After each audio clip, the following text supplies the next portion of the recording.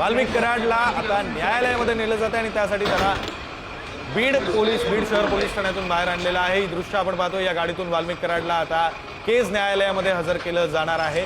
ही दृश्य त्या गाडीची, ज्या गाडीमधून वाल्मिक कराडला आता केज न्यायालयाकडे नेलं जाईल। बीड शहर पोलीस ठाण्यातून वाल्मिक कराड याला या पोलिसांच्या गाडीमध्ये आणलेलं आहे। दृश्य आपण पाहतोय। या गाडीचे सर्व काचा, सर्व दरवाजे हे बंद करण्यात आलेले आहेत। ही दृश्य पुढारी न्यूजच्या स्क्रीनवर आपण एक्सक्लुझिव्ह अशी दृश्य पाहतोय।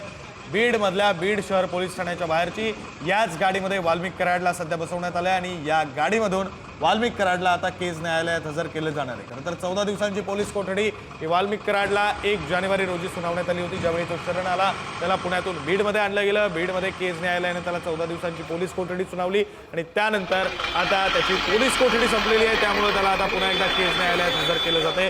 केज न्यायालयामध्ये त्याची कोठडी ही वाढवून मागितली जाऊ शकते। पोलिसांकडून कोठडी वाढवून मागितली जाऊ शकते, कोठडी वाढवण्याची मागणी केली जाऊ शकते। त्याचं कारण म्हणजे वाल्मिक कराडकडून आणखी चौकशी करायची आहे, आणखी तपास करायचा आहे, आणखी माहिती घ्यायची असं पोलिसांकडून म्हटलं जाऊ शकतं। मात्र न्यायालय या सगळ्या युक्तिवादानंतर नेमकं काय निर्णय घेणार हे पाहणं सुद्धा महत्त्वाचं असेल। ही एक्सक्लुझिव्ह दृश्य आहेत। वाल्मिक कराड आता बीड शहर पोलीस ठाण्यातून केज न्यायालयाकडे रवाना झालेला। आपले प्रतिनिधी उदय नागरगोजे आपल्यासोबत फोन लाईनवरून जोडले गेलेले आहेत। आपण अधिकचा तपशील त्यांच्याकडून घेऊया। उदय, नक्कीच वाल्मिक कराडची खंडणी प्रकरणाची जी पोलीस कोठडी आहे त्या संपत आहे आणि त्यामुळे त्यांना न्यायालयात हजर केलं जाणार आहे। सध्या बीड शहर पोलीस स्टेशन आहे तिथून ते त्यांचा जो वाहनांचा ताफा आहे तो निघाला आहे। आता मोठा पोलीस बंदोबस्त देखील ठिकठिकाणी लावण्यात आला आहे।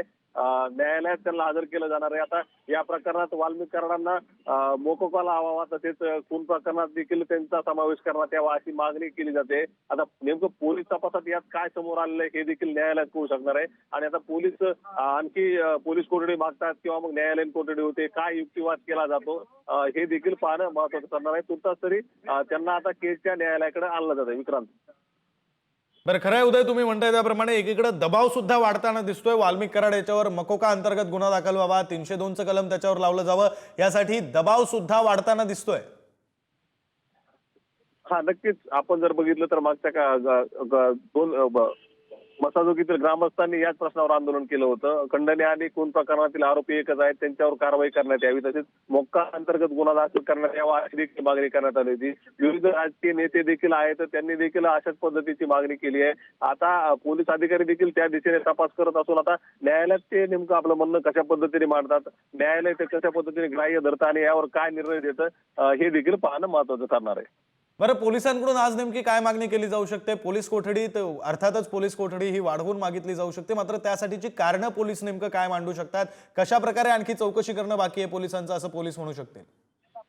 नक्कीच आता या प्रकरणातील एक आरोपी अद्यापही फरार आहे। खून प्रकरणातील आरोपी जो आहे कृष्णा आंधळे तो अद्यापही फरार आहे, त्याला अद्याप अटक करण्यात आलेली नाहीये।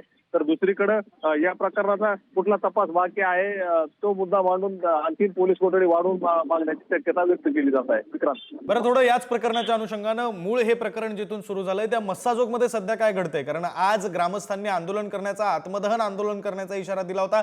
आता 1 दिवसाची मुदतवाढ ग्रामस्थांनी सुद्धा दिली। नेमकं काय घडतंय मस्साजोगमध्ये? नक्कीच मस्साजोग येथील ग्रामस्थ जे होते ते याच प्रश्नावर आज आंदोलन देखील करणार होते। या प्रकरणाचा तपास गतीने होत नाही, एक आरोपी अद्यापही फरार आहे।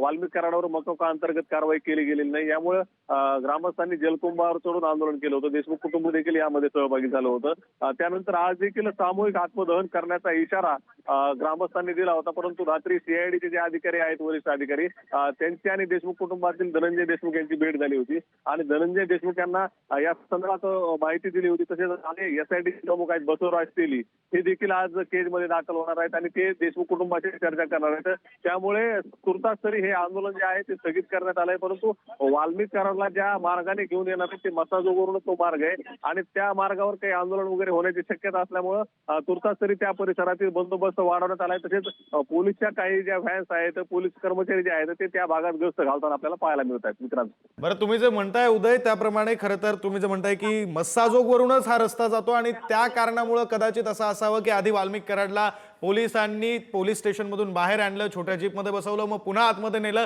काही वेळानं मोठी गाडी आली आणि मग मोठ्या गाडीतून वाल्मिक कराड हा आता केज न्यायालयाकडे रवाना झालेला आहे। धन्यवाद तुम्ही दिलेल्या या सगळ्या तपशिलासाठी। ही दृश्य आपण पाहतोय ज्यावेळी वाल्मिक कराडला पोलीस स्टेशनमधून बीड शहर पोलीस ठाण्यातून बाहेर आणलं आणि गाडीत बसवलं गेलं। त्यावेळची ही एक्सक्लुझिव्ह दृश्य आपण पाहतोय. वाल्मिक कराड या दृश्यांमध्ये आपल्याला पाहायला मिळतोय. त्याला गाडीत बसवलं गेलं. गाडीमध्ये मोठ्या प्रमाणावर पोलीस अधिकारी सुद्धा आहेत. गाडीच्या सर्व काचा या बंद करण्यात आल्या. अतिशय सुरक्षेमध्ये वाल्मिक कराडला आता केज न्यायालयामध्ये नेलं जात आहे.